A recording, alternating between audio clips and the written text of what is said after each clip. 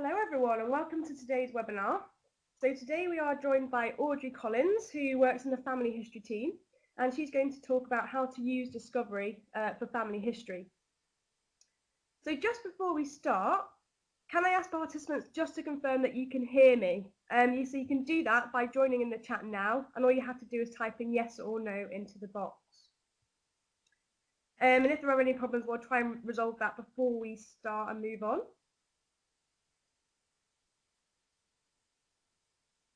Okay, great. So everyone seems to be able to hear. And you won't be able to see Audrey just yet. We'll put the video on in just a second. And just a few pointers about the layout. So if you want to, when Audrey comes on the video and you can see her, you can turn the video off if you find it distracting. And you can do that by selecting Turn Video Off, which is just in the right-hand corner of the video. And you can also change the size of any of the features yourself. And you can do that by dragging the edge of the grey box of the part you wish to change. So if you want the presenter to be bigger or smaller, you can do this by dragging the bottom edge of the box containing the presenter. I hope that makes sense. And if you want to view the slides full screen, you can do this by clicking on the button in the top right-hand corner. But that will mean you're unable to see the presenter or the chat box. But if you do want to view it full screen, you can return at any point to see the video and the chat by clicking the escape key. There's also a document box just below the chat box, which I'll highlight for you now.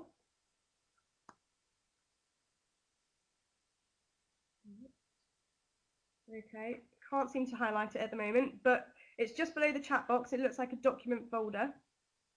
And in there you can find some technology links if there's any issues throughout.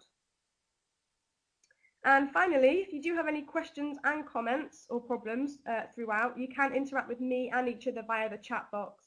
And what I will do is I will put a selection of the questions and comments to Audrey at the end of the presentation. So it's just gone 6 o'clock. So without further ado, I will hand over to Audrey. So I hope you enjoy the event, everyone.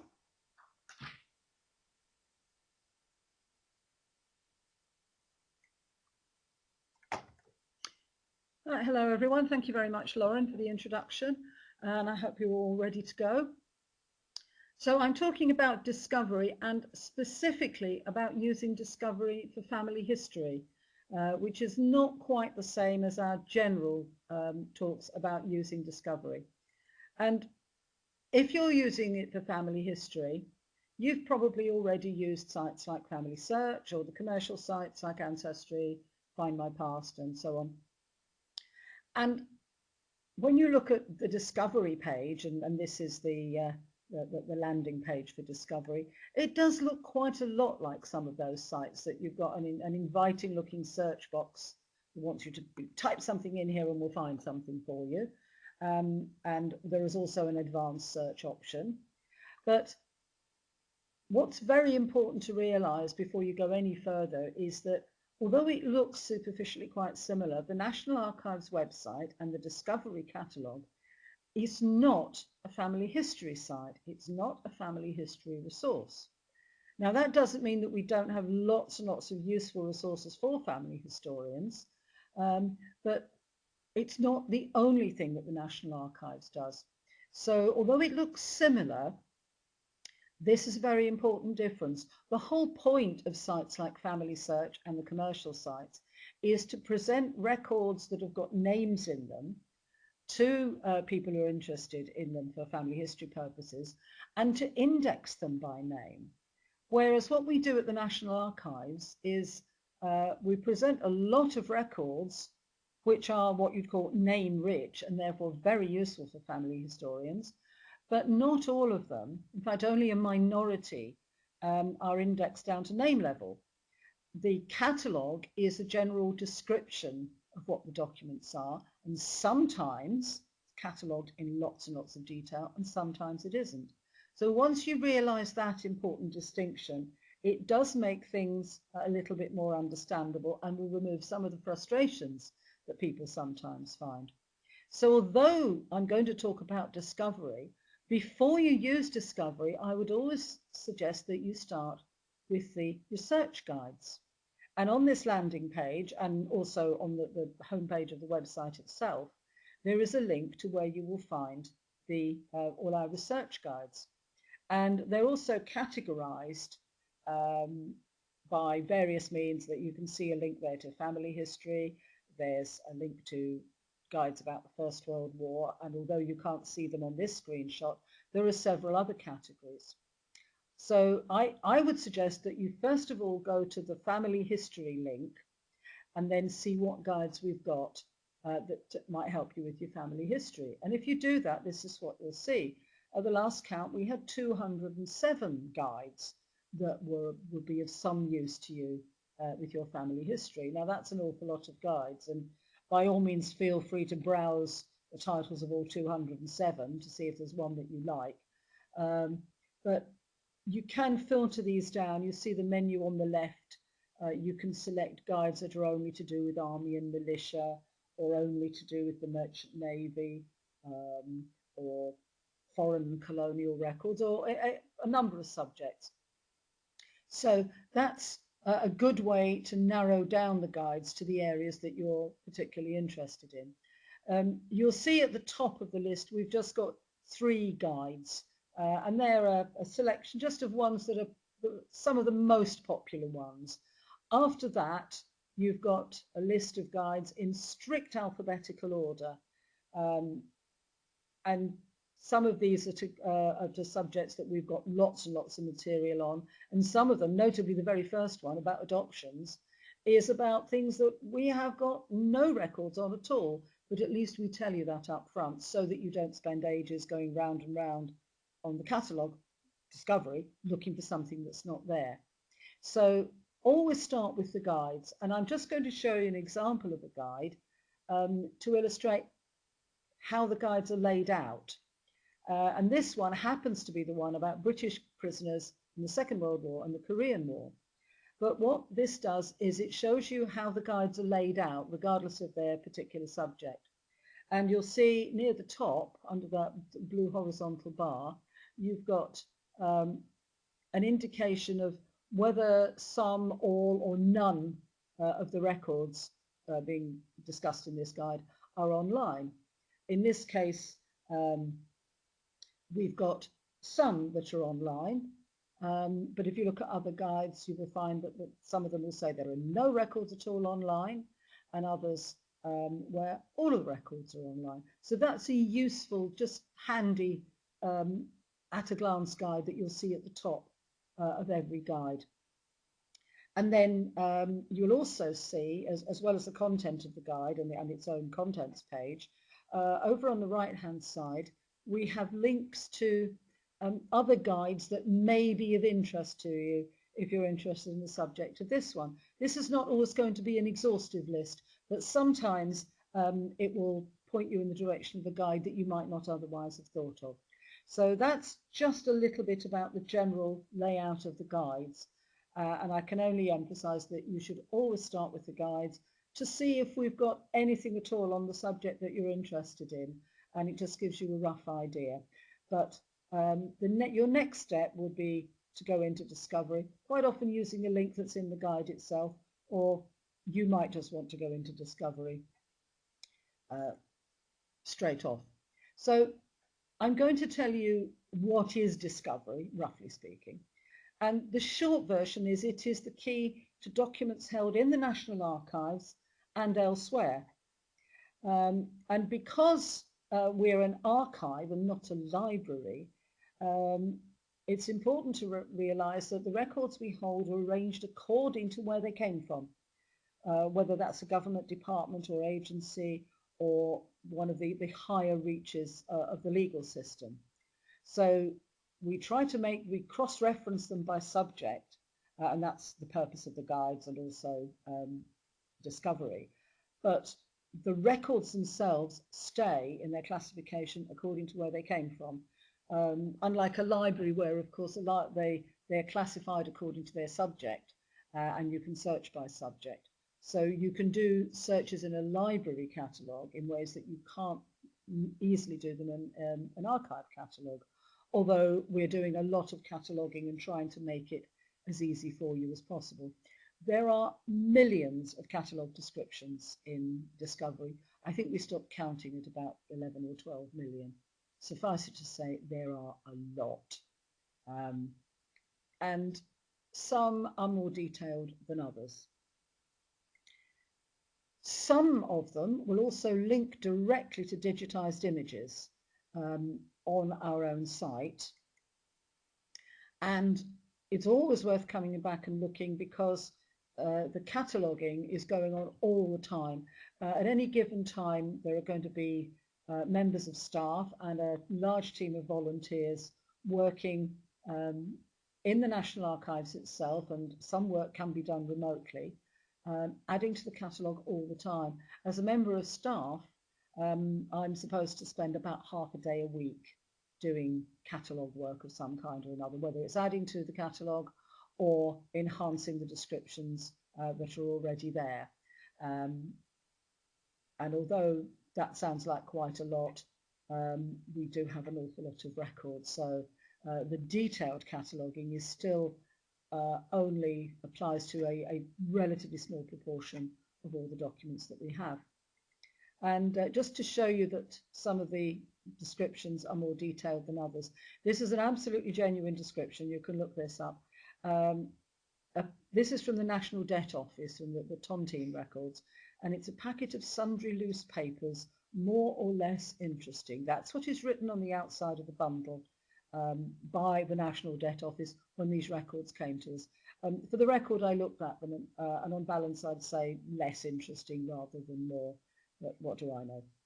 But it's a good illustration of just how unhelpful some original catalogue descriptions can be, and we're working on it, but there are millions to get through. So don't hold your breath, they're not all going to get done in the very near future.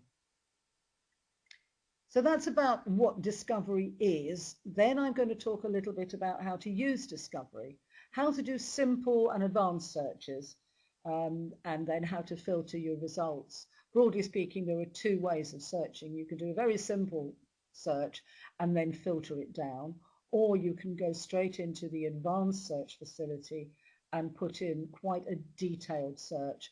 And there are merits in both approaches. I usually prefer to do an advanced search, but there's a lot of merit sometimes in doing a simple search. And it really is up to you to try this out for yourself and play with it. And the more you practice, the better you'll get at it, and the more you'll understand. You get a feel for the way that the records in the catalogue are arranged. When you find a record that you're interested in, the full description will include ordering and viewing options, and that will tell you whether the document is an original document that hasn't been digitized, which is really going to be most of them. Although for family history documents, we have made a particular effort to get lots of cataloguing or digitization done. So a lot of documents will still be originals, where you will need to come here to the National Archives, get yourself a reader's ticket and look at them in person, or you can engage a researcher to do that for you if that's not practical. If a document is digitized, it will tell you that straight away, and there'll be instructions about how you can get that. And in a few cases, and there are relatively few left, there are some documents where we've got them on microfilm or microfiche,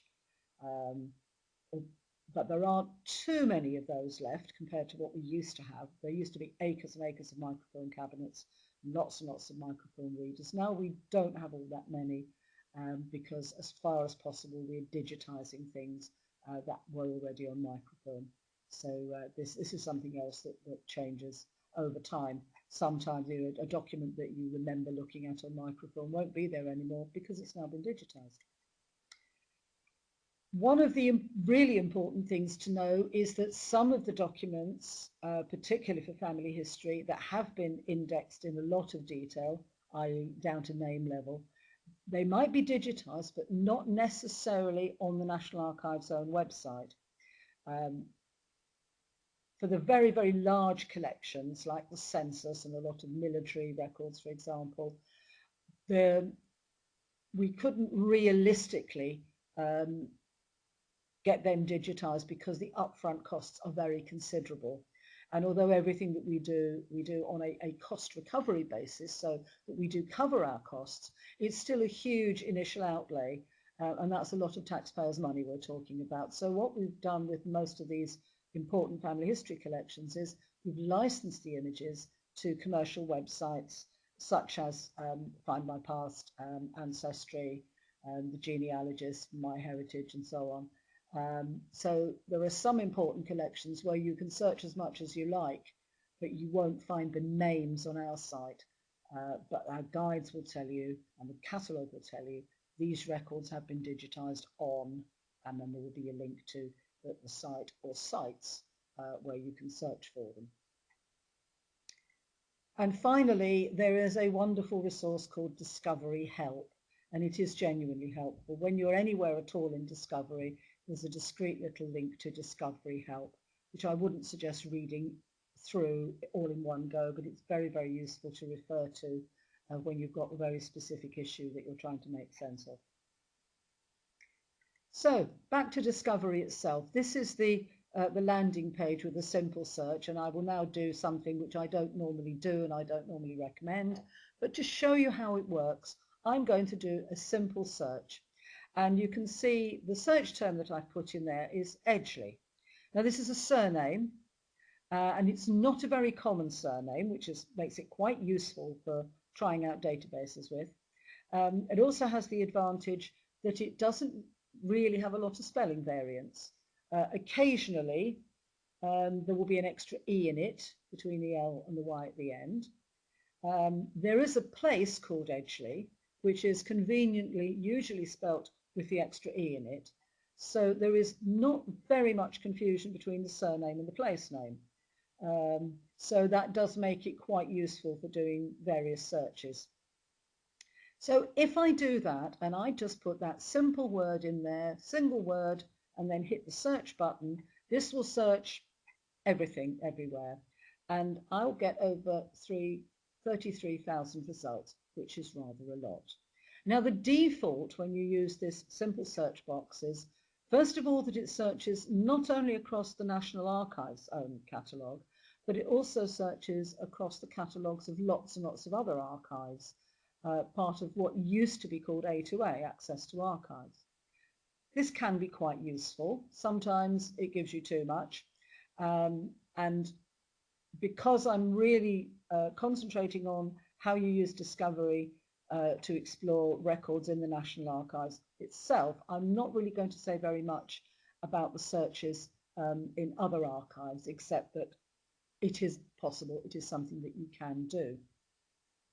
The other thing which you might have noticed, and there's a big clue in the very first result there, is that not only does a simple search in that box search everything everywhere, it's also what you'd call a fuzzy search. It doesn't search just for the exact word I put in, it looks for similar words. Now sometimes that can be quite helpful. Other times it just gets in the way and brings up a lot of irrelevant things, which is what it's done here. If you imagine the number of times that the word edge appears in catalogue descriptions, that explains why we've got so many, why we've got over 33,000. So to refine this down to a sensible level, I can use the filters, and you'll see there on the left-hand side, there are some filter options.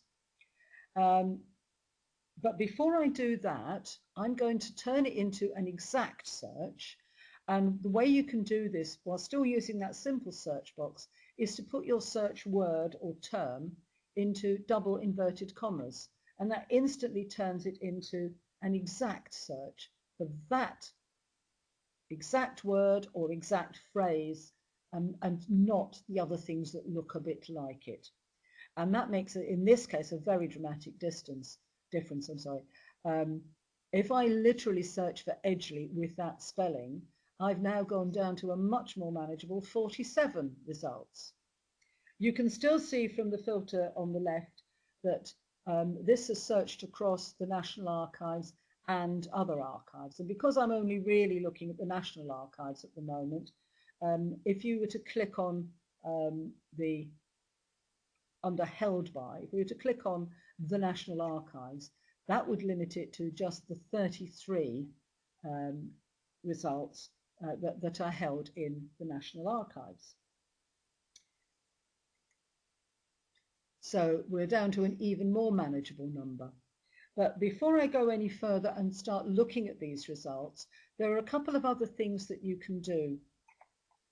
And if you look at just underneath where it says Records 33, above the results, you'll see that you've got a couple of options there.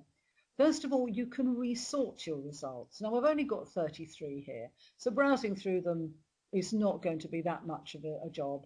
But if you'd got dozens or hundreds of results, you might well want to sort them by something other than the relevance order that they're presented in. Relevance is something to do with how high your search term comes in the description, or if it appears more than once. And that might be useful, but I generally find it much more helpful to sort results by some other means, usually in reference order, which I'll show you in a minute. But there is also another option that you have, and just next to that you'll see that you can opt for a simple view, and that's where you've got a large number of results and you maybe just want to scan your eye down them fairly quickly. What you see at the moment is a reasonably detailed result, and you do a lot of scrolling down to see a whole page of these things. But sometimes you might just want to squeeze them up a little bit so you can glance across them. There's no right and wrong way of doing this. It really depends on the kind of search you're trying to do, what sort of results you've got, and just your own personal preference. So it's a facility there which you may or may not want to use, but it's just useful to know that it's there. You will also see, if you scroll down a bit, you can see we've got the filters there. We've selected National Archives only, and there's also an option to select only records that are available for download, which you might find useful. Below that, you can also filter by date. Now, these are very broad date ranges, but again, they can be quite helpful. But if you scroll down a little bit further on the screen, you'll see you've got some other options. You can filter by collection. It will tell you which of the National Archives record or department collections these have come from, and you'll see them in order of frequency. In this case, this fairly short list of results, the biggest single number come from WO War Office records, and then ADM Admiralty records, and so on down to PROB, Prerogative Court of Canterbury, where we've got one single result. Now, if you have a large number of results, you will have a lot more departments in most cases. Normally, you'll see about the first 10 or a dozen departments displayed there, but if you wanted to see a full list of all of them, there will be a button that you can click on to see all of the departments, and that can be a useful way of filtering. There is also a subject filter, which again, you might find that useful. The subjects they're automatically generated, so sometimes they're helpful and sometimes they're not.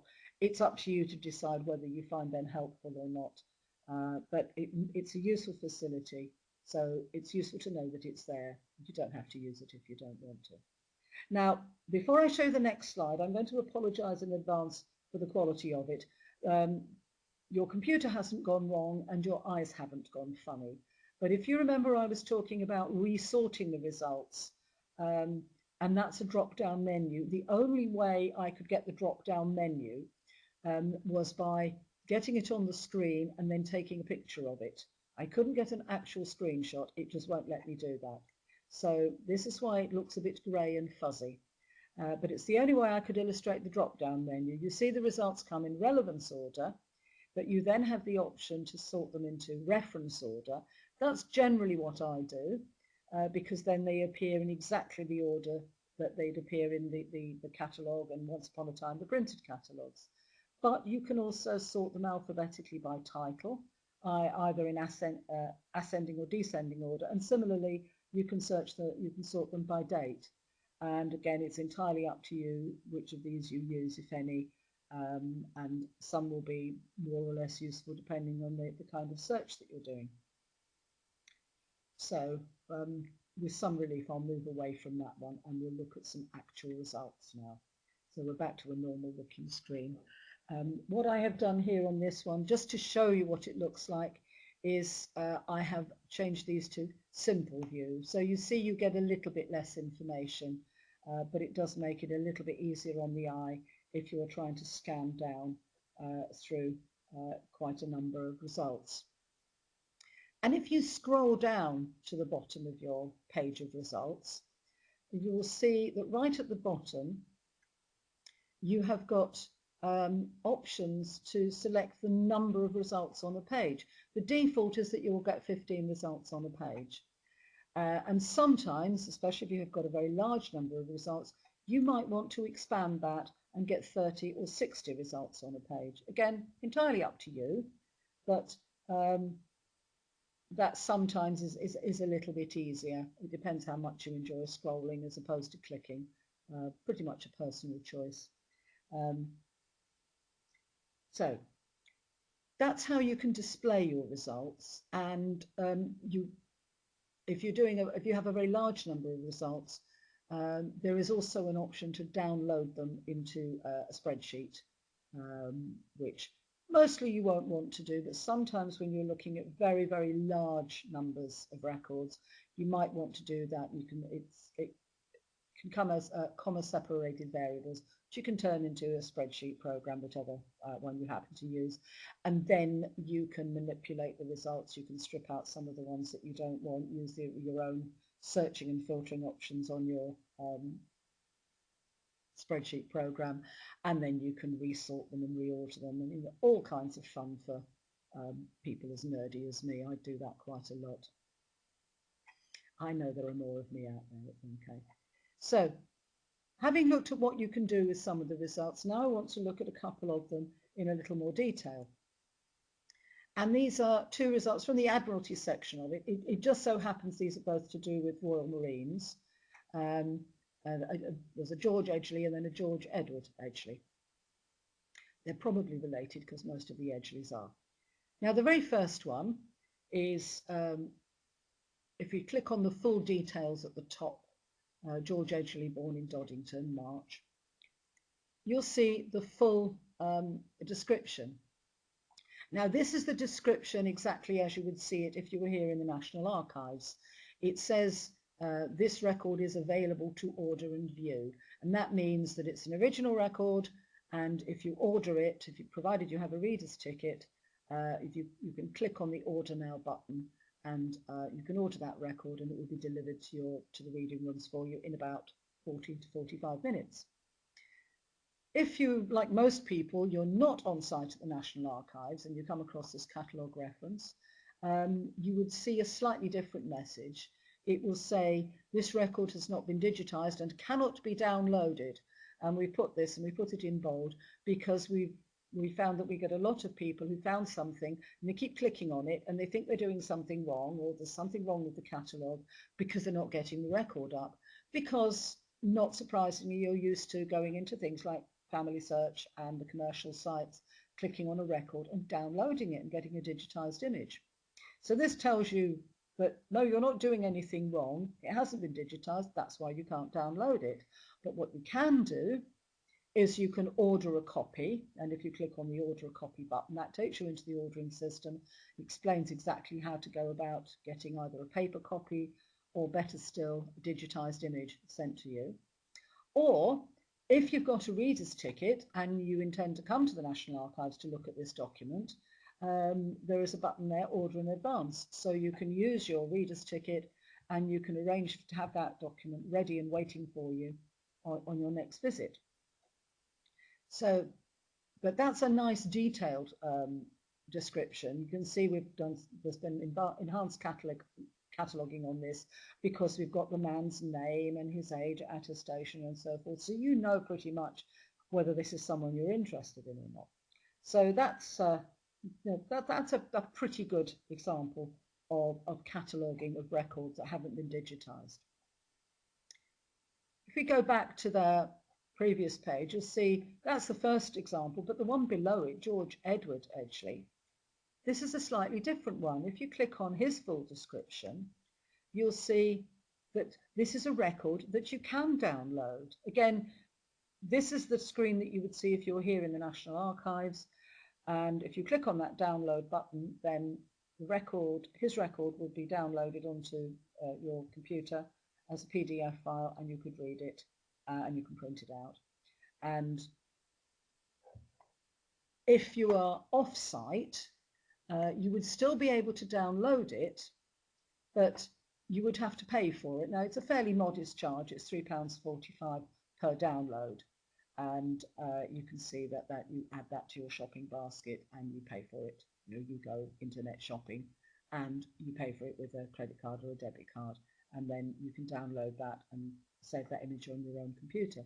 And we have quite a number of records like that. So although the two catalogue descriptions look very, very similar, when you click on the full description, you'll find that there are two different ways of getting those documents, because one's been digitised and the other one hasn't, and you really can't tell that until you click on the full description and find out. But there's more. If we look at another couple of results, this one here, James Edgley Hall, this one is a little bit further down the alphabet. This is from AIR Records, and this is RAF personnel records. Now, if you were to click on that full description, you get yet another option. It says that this record is available to download, but not from the National Archives site. It's one of those records I was talking about earlier where the images have been licensed to a commercial site, in this case Find My Past, and then the link there, the button says Visit Find My Past, that will take you to the Find My Past website. Now, it won't take you directly to that entry for James Edgley Hall. It will take you to the relevant search page where you put the details in again, and then you can download the record there. And if you have a subscription, that's it'll be part of it. Or if you don't have a subscription, they do have pay-per-view options. And you will find that with quite a lot of records. It's relatively unusual that records are indexed by name on Discovery and digitised somewhere else, but there are quite a number where that happens, and this is one of them. And if we go back to the page where there was another one as well, this is yet another type of record. You can see from this that this is a record about a particular ship. In fact, it's in the BT section, BT record series, Board of Trade, which is responsible for, among many other things, registration of merchant shipping. And this is an index to a crew list. And this is an index to a crew list. And J.W. Edgley, his name's highlighted there in the result. If you click on the description, you'll see this is a very different kind of catalogue entry. It's a list of all of the crew on that ship. So you still have the same ordering and viewing options, that this is an original document that you would have to come to the National Archives to look at, or order a copy or so forth. But you'll see it's not a record just about him, it's a record about the entire crew. And this can be very useful. You can see exactly who he was sailing with, and you will often find that the same person will appear on several different crew lists. We don't have every Merchant Navy crew list, but we do have quite a number. And sometimes it's helpful. You can see somebody on a ship and you know who his shipmates were. And sometimes if you can't find him on other ships, you can find maybe one of his shipmates, because a lot of people were on the same ships or the same voyages. And the names vary. I mean, J.W. Edgley doesn't have a first name there, but many of the other people do. So sometimes if someone only appears with initials, you might not find him easily. But then if you look for one of his crewmates, you might find him just with his initials on another voyage. So there are all sorts of things you can do with this. But again, it's a different kind of search result. It has been indexed by name. And it's anything that helps you research Merchant Navy ancestors is a very good thing, because that's one of the trickier record areas. So it's very, very good to see that there has been a lot of enhanced cataloguing there, for which I can take absolutely no credit whatsoever. I haven't done any of that. Right, we now go back to that research guide that I showed you before, and I now want to show you something else about the guides. Now, there is a content section there, and if we go to one particular section of this will illustrate something else, another way that you can use Discovery to locate named individuals. And this is where they're not indexed by name within Discovery itself. This section is about hospital registers for prisoner of war camps in the Far East. And the bit I want you to look at here is it explains what these records contain and what they're about and the series that they're in. But it highlights that you need to use the indexes. Now, these indexes are contemporary indexes that were created at the same time as the records themselves by the department, in this case the War Office, that created the record. It's something I call the archival two-step. There were quite a number of series where a government department created the records, and at the same time they created a finding aid or an index so that they could find things in their own filing system. And for many records such as this, where the records haven't been digitized and indexed individually by name, you first have to identify a volume in the contemporary index, order that, find your person or your subject within that, and then use that to work out the document in the main record series that you need to look at. And this explains exactly how you do that. And the reason it says browse the indexes is because, as I said, these are not records that have been indexed individually by name. They are in something you'll see quite frequently, which is ranges of names. So you will only see on this description the first and the last surnames that are contained in that book. So if you happen to be searching for the surnames Van der Aar or Aldis, fine, you will find something. But if you wanted to look for any of the names which come in between those two names in the alphabet, you're not going to find them by means of a name search in Discovery. And this, as you can see, is a very, very small cut of the alphabet, because it's only about halfway through the A's. And to browse and look at what follows that, to look at all the other cuts of the alphabet in this index series, you'll see at the bottom of the description there's an invitation to browse by reference. And if you click on that, you will see that there at the top is the description of the document you've just been looking at, that very first little sliver of the alphabet. And then below that, you'll see in succession all the other alphabetical volumes, again with ranges of names. So you can just scroll through that until you find the section that contains the bit of the alphabet your surname is in. And if you look at the black line at the top, you can browse to the next 30 and the next 30 after that.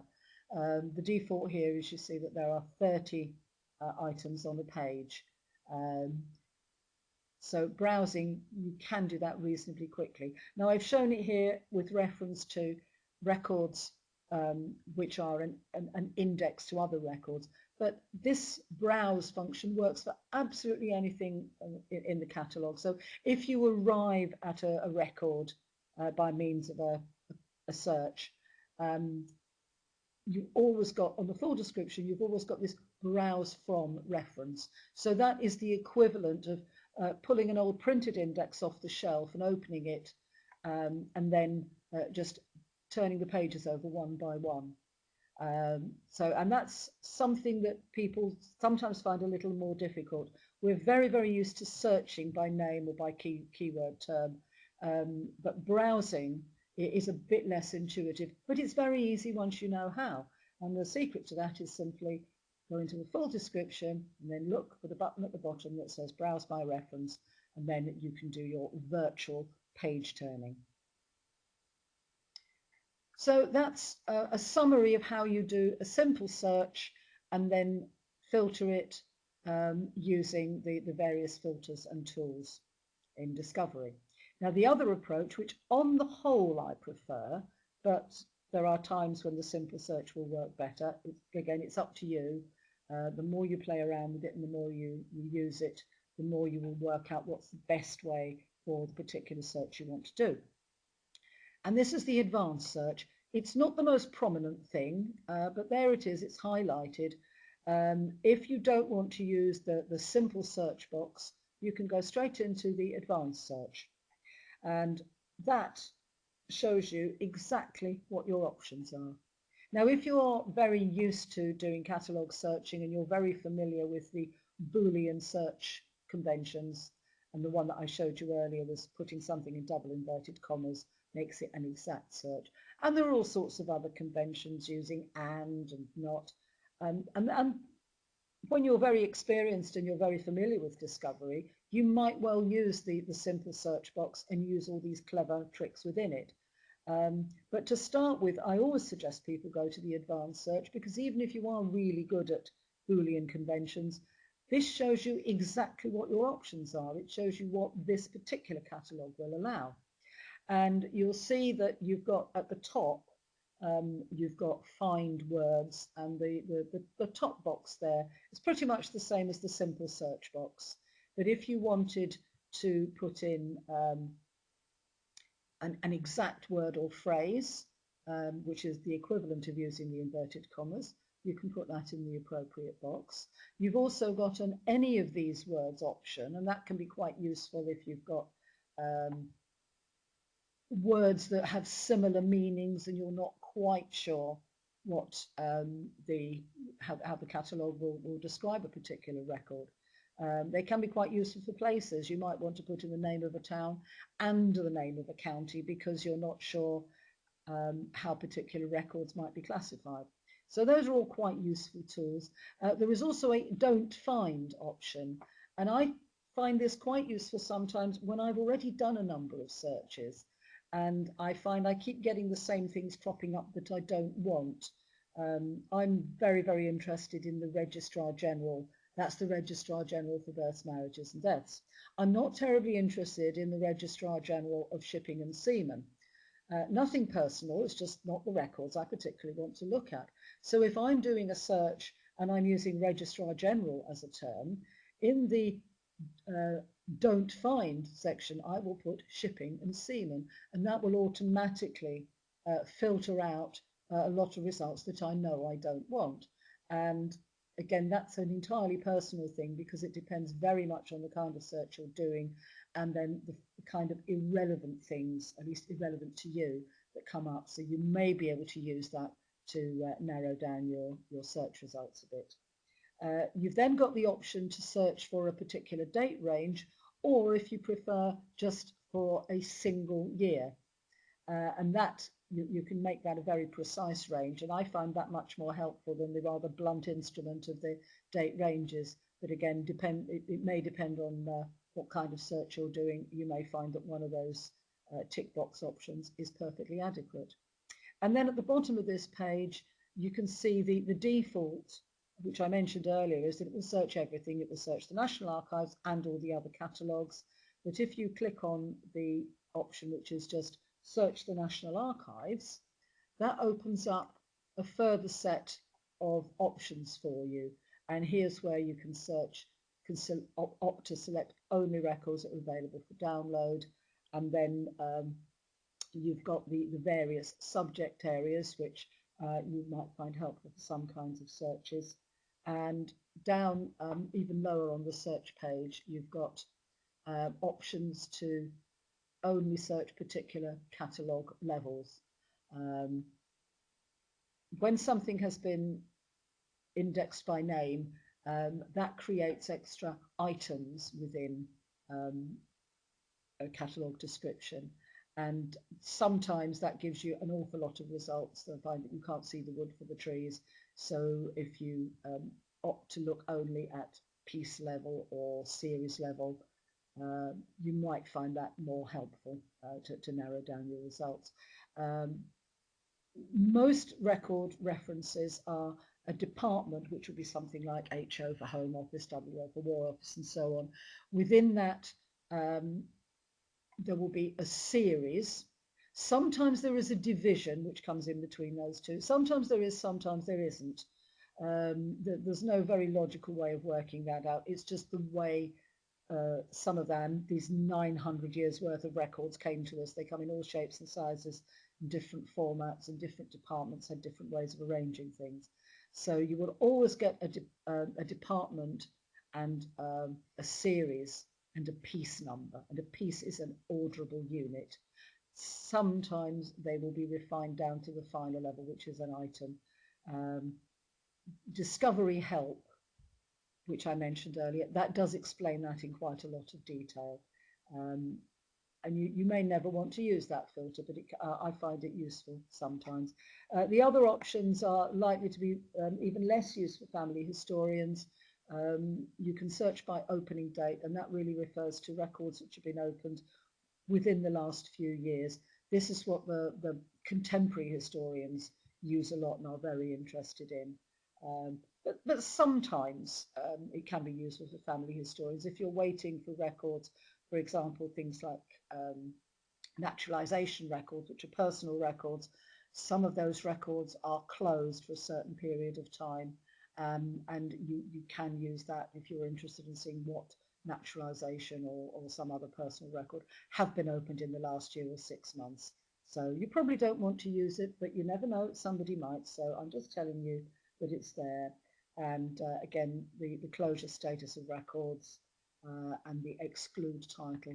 If you're trying to search for a search term, which also appears in the general description of the series, you can use that to exclude it.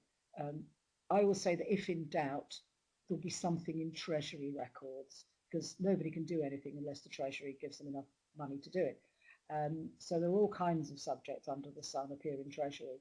So it's great if you want to find out what Treasury records have got to say about this or that department.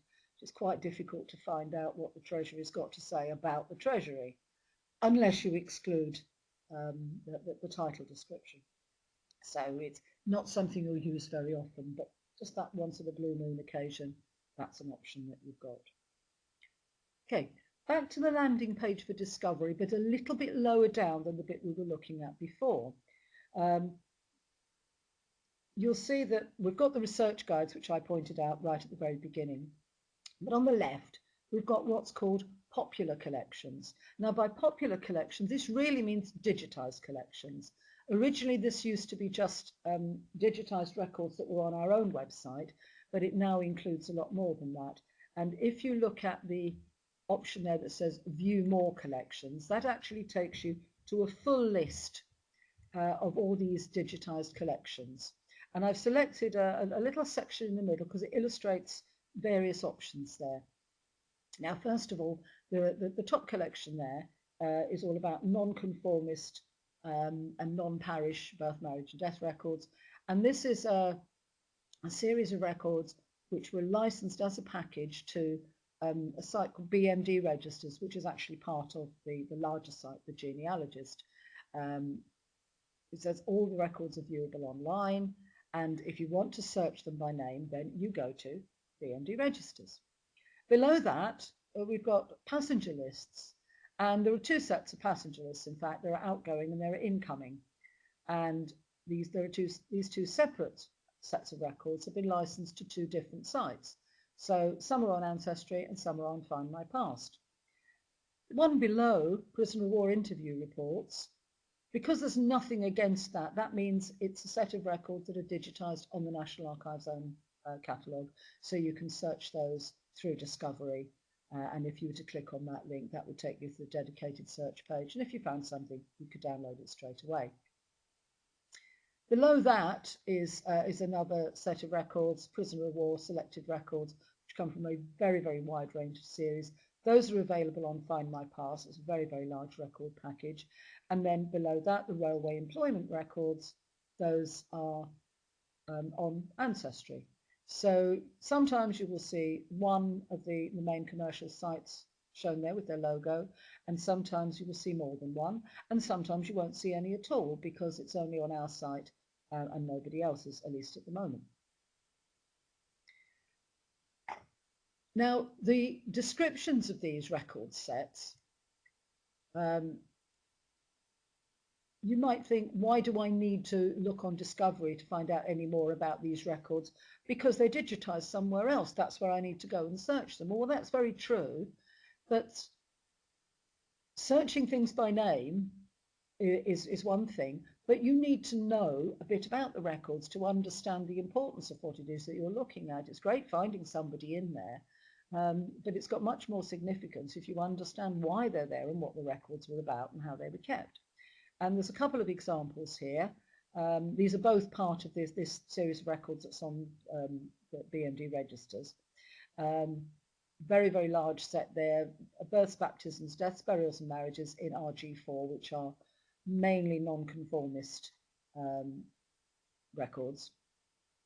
And there's another series which I'm very, very fond of in the same collection, RG7, which is registers and notebooks of clandestine marriages.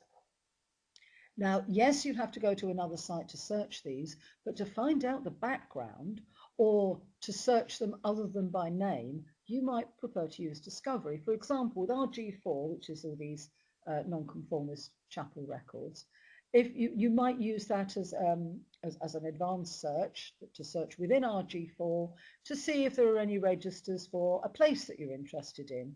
And I picked pretty much at random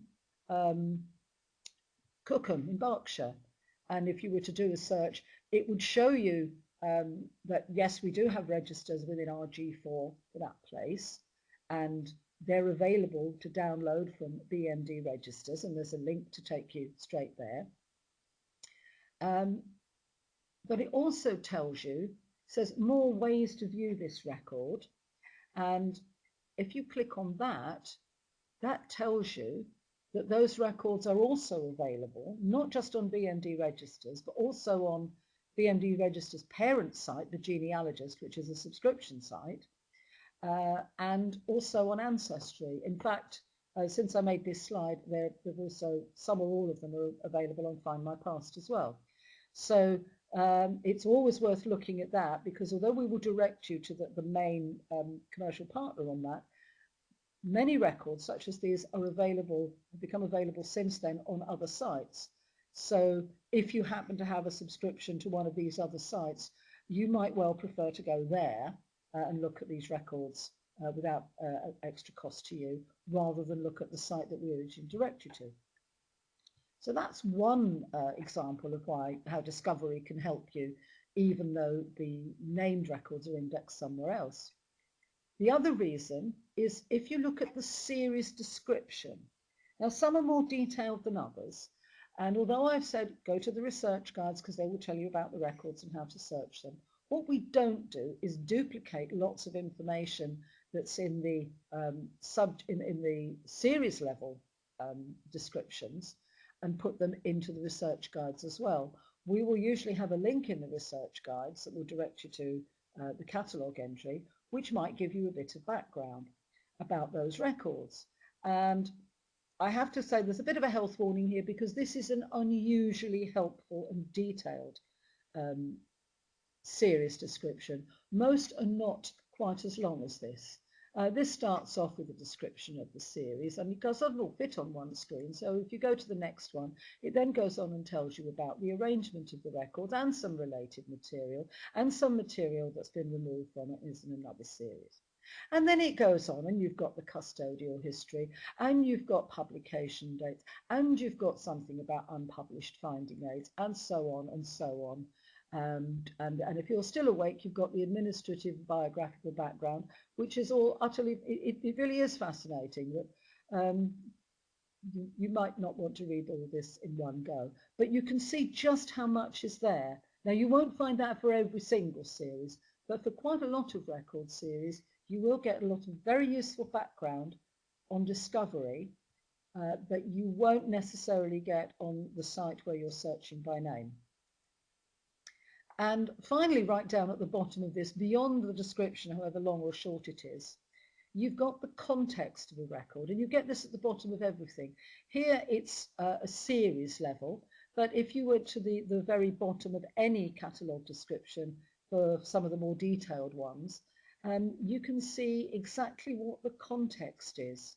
And sometimes you'll find that there isn't a very helpful description at the catalogue level you're at, but then if you go up the hierarchy a bit, you might find that there is more useful information there. And finally, right down at the bottom, you won't find this in every case, but you will often find that there is a link to a research guide about this particular record series. So that's all useful background stuff. And it just goes to show that just going in and searching just by name and finding your named person is only part of the process. It's so much more helpful if you know the background and you understand why something was recorded and how it was recorded and all sorts of other useful things. So that's been a fairly whistle-stop tour around most of the highlights of discovery. It's not everything you will ever need to know about discovery. It's what I could reasonably fit into a fairly short time, and I've taken longer doing it than I intended, but then that's not news. That's the discovery landing page, and up near the top there's a discreet little button that says Discovery Help. It's always there for you. And when you go into Discovery Help, there is quite a lot of detail and lots of subdivisions within that, and that's lots of very, very useful background. It will remind you of some of the things that I've said that you may not have completely taken in, or that I may have gone through a bit too quickly. But it's very, very helpful, and most of what you will need to know you will find in Discovery Help. So good luck with your searching. I hope that's made discovery a little bit more accessible for you, and that you'll be able to use it in future more productively and without some of the frustrations that people often get if they just jump in straight away with both feet, which is very tempting. I've done that sort of thing myself. And if you still have the stamina for it, I'm happy to take a question or two. Thank you. Hello everyone, so you're back with me, Lauren, again. Thank you so much for that, Audrey. You certainly got a lot into that hour session there. I know we're due to just about go over the advertised 7 o'clock, but if everyone else is happy to stay, we're certainly happy to take a few questions, but we won't be offended if you have to go. Can I just turn the film off? Yes, you can turn the film off. So they don't have to look at me anymore. Just realised I should have done that. Right, okay, you're back now. Okay, so we've got absolutely loads of questions actually, so we'll try and get through as many as we can. I guess the first one, quite a general question, and it happens on a lot of occasions. If you find a record that has many entries, particularly of someone with a common name, is there any way that you can narrow those results down to the right one? Sometimes there is. It really depends very much on the kind of record that you're looking at, and it will vary. I mean, when you're searching by personal name, if you're searching within military records, then yes, you've got dozens of possibilities if you're looking at medal cards or Navy records or something. There's no really simple answer to that. One of the things you can do is a process of elimination and try and find out more about some of the other people of the same name. But it's not a dead simple answer. It's something in the nature of research that searching for common names and common search terms is always going to be tricky. Not impossible, but life isn't fair. So basically, try and find some other information where you can. Yes, yeah. I mean, it's not always possible, but again, look at the research guides, because they will sometimes give you some hints, and sometimes there will be a related research guide, which is the title of the one that you're looking at, followed by those magical words, further research, and they will often give you some useful hints about how you can, supplementary sources. And nobody's got everything on anything. So it's always worth considering sources outside the National Archives. Again, the guides will usually point you in that direction. So to a general question, that's probably the best general answer I can give. No, okay, that's been really helpful. Unfortunately, research isn't always simple, is it? No, it is not. Are there charges to copy documents at the National Archives? Only up to a point. If you want to take away a printout on a piece of paper, that will cost you. At the moment, it's 30p a page, which is quite reasonable, and the pages are A3 size, they're big. But what we really prefer people to do is to either use their own cameras and take pictures of the original documents they're looking at, or we have our own fixed cameras where you've got the option of either paying 30p to get a printout, or using your reader's ticket, you can get a digitized image that the camera has just taken sent to your email address, which you would have registered with us. And that's better. Well, it's in colour for one thing, and you've got a digitized image.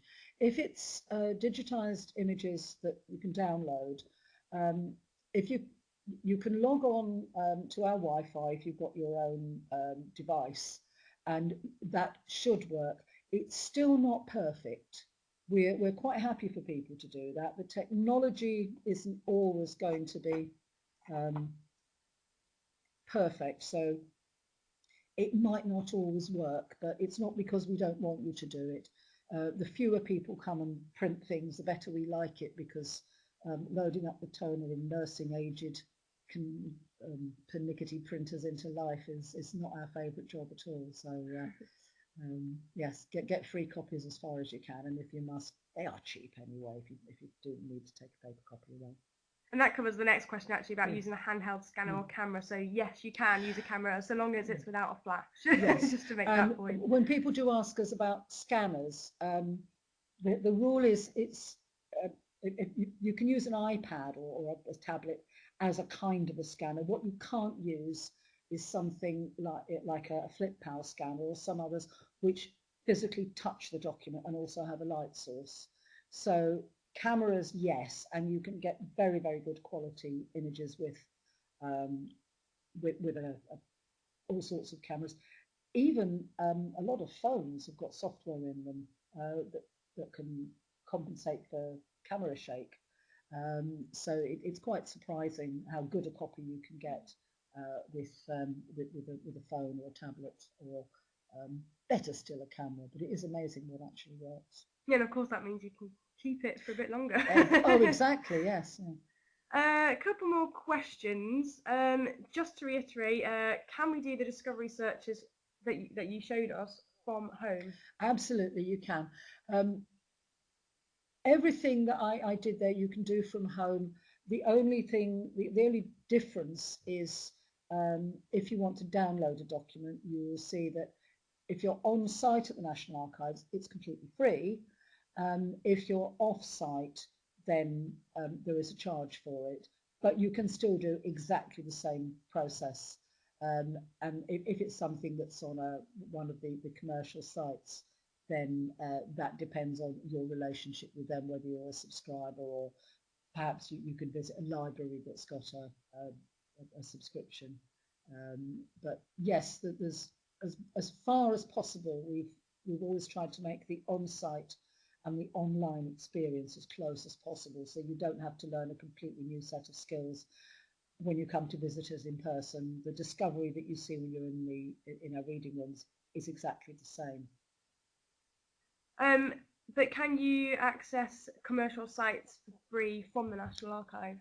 When you're in the building, you can access the commercial sites that have got our records on them, which is Ancestry and Find My Past and the Genealogist, because one of the conditions when we license records to commercial sites, they pay us a licensing fee, and one of the conditions is that these records have got to be made available free of charge at the National Archives. And in practice, this means that as well as the National Archives records on these sites, you have access to all of the other records. So Ancestry UK, Find My Past UK, and Find My Past Ireland, because we've got some Irish collections which are purely on Find My Past Ireland, and the Genealogist, which is a UK site.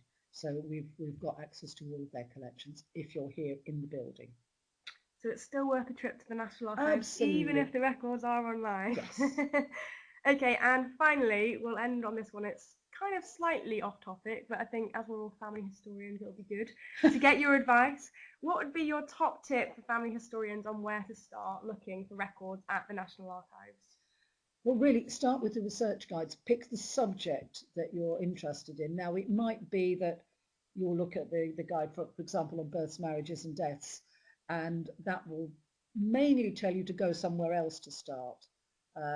So always start with the guides, and if the guide says go away in the nicest possible way, then you may have to start somewhere else, for example, getting birth, marriage and death certificates. But really starting with the guides, I sometimes feel I should say, write this out 100 times before proceeding any further. Start with the research guides, because you know the biggest frustrations that people have when they write to us in desperation is that, you know, I can't find this, I've been going around in circles for ages on your site and I can't find this. That's because it's not there. And if you'd gone to the guides, that would have pointed you in the right direction, and then we point them to the guide and then they're fine. Yeah, and that will answer any questions about what records we do hold. So I know we've had a couple of questions about how you would search for Bletchley Park records or Union Workhouse records. So going to the guide would be the best place to go to answer those questions. I think on that note, I think that's a fitting point to end. So thank you very much, everyone, for joining us today, and thank you to Audrey for that really good presentation. We will be making a recording of today's session available, and we'll send that around to you via email, hopefully next week. There'll also be a feedback survey. We are really keen to receive audience feedback on both the subject covered and the functionality of the platform and how easy you found it to use. So please do take 5 minutes to fill that out if you can. So thank you again, everyone. If we haven't answered your questions, please do feel free to contact us via the contact form, which I've sent the link to. And on that note, we will end it. Thank you and goodbye. Thank you.